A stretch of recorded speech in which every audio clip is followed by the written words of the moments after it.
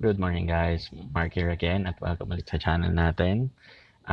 Kung mahilig ka sa kotse, sa DIY, or basically anything related sa kotse, baka gusto mong mag-subscribe at i-check yung playlist natin. Ayan guys, today pag-uusapan lang natin yung mga para sa akin essential tools bilang car owner na dapat laging nasa sasakyan natin. Okay?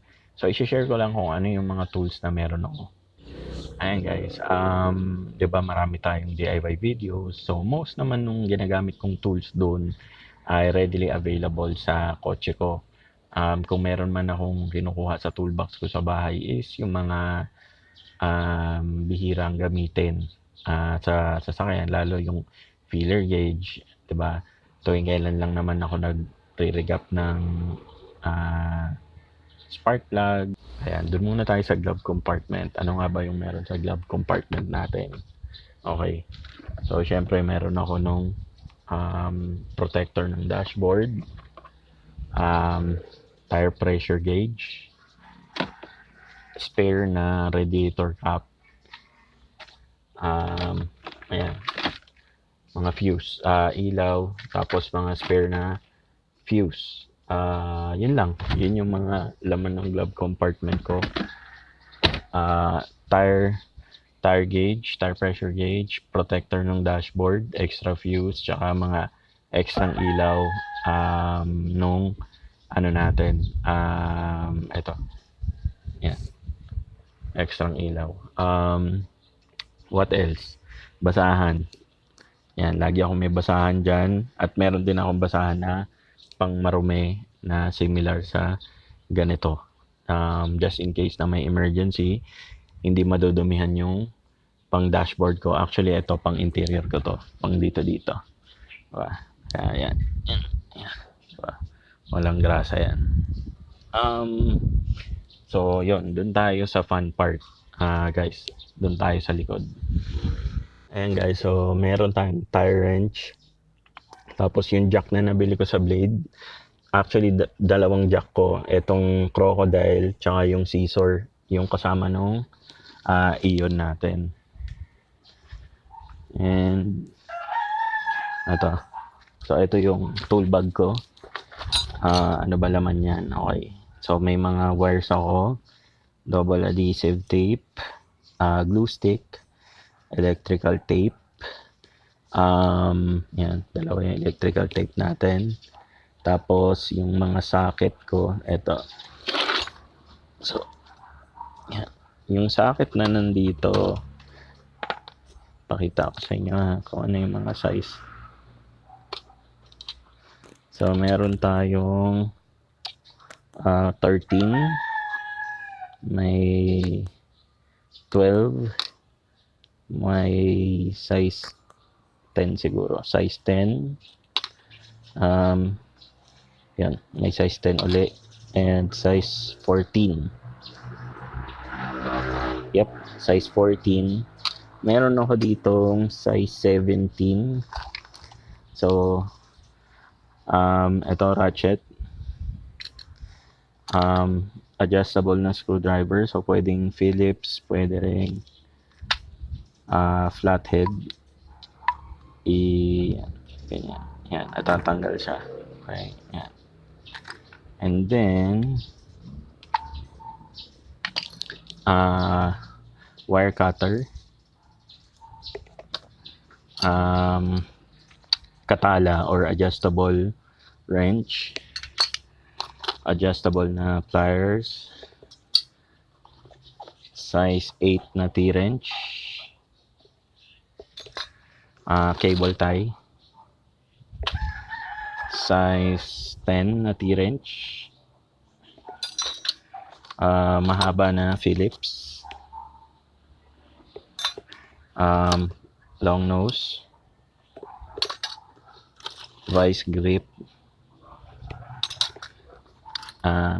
another ratchet. Ito naman kasi is pang mga puwersahan to. Okay? So, yung isang ratchet, yun yung mga pangluwag or panghigpit. Pero ito yung pang tighten talaga. So, So, meron tayong closed range na size 9 and size 8. Yan. Tapos, open range na 14 and 12. Extension ng ratchet. Mga extra na peanut bulb. So, closed na range na 12 and 13, 10 and 11. Isang set ng hexagon key. And ito, size 32 na socket. Tapos, long type na socket. Ito yung pangtanggal ko ng spark plug. 21 and 16. Set kasi yan, pero 16 lang talaga yung kailangan. Tapos, mga washer na extra. Yan. At actually, yun lang.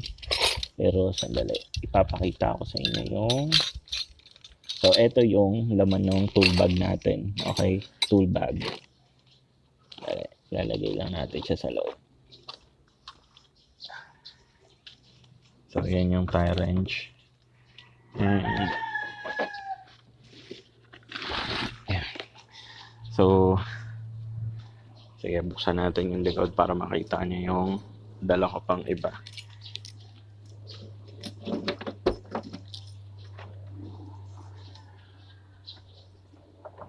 Ayan, meron tayong ayan yung pump na portable air pump. Tapos, ito jumper wires. Sana. Ayan. So, meron tayong jumper wires. Ayan.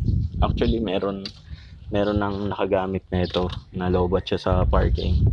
So, ginamper natin. So, ito yung jack na isa. Ito. Plastic ko. Yan. Yung scissor jack. Nandyan yung spare tire ko. Tsaka yung lever para dun sa jack. So, yun. Yan basically yung lagi kong dala sa iyon ko. So, yun yung mga lagi kong dala sa iyon ko. Hindi ko naman sinasabi na lahat yun bilhin nyo.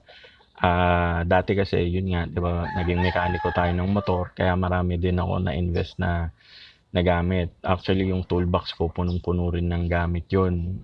Pero mostly, pang mga, ano na yun sa makina, magneto puller, yung mga ganun ng item ko na nandun. So, hindi ko rin naman magagamit yun dito sa kotse. Pero may iba na nagagamit ako. Like yung talagang giant ko na Phillips, giant na screwdriver, yung mallet.